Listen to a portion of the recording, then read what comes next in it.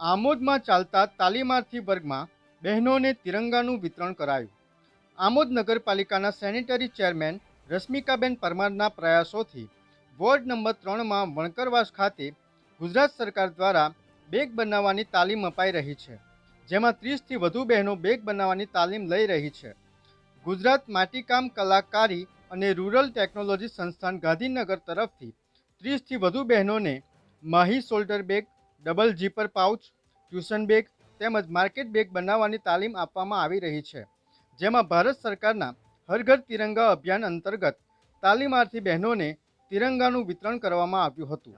આમોદ નગરપાલિકાના sanitary chairman રશ્મિકાબેન Parmar આયોજિત ward number 3માં bag બનાવવાની તાલીમ શરૂ કરવામાં આવેલ છે. ગુજરાત માટીકામ કલાકારી અને રૂરલ ટેકનોલોજી સંસ્થાન ગુજરાત ગાંધીનગર 30થી વધુ બહેનો તાલીમ લઈ રહેલ છે. ભારત સરકારના હર ઘર તિરંગા અભિયાન અંતર્ગત તાલીમાર્થી બહેનોને તિરંગા વિતરણ કરવામાં આવ્યું હતું. VMP news, think positive.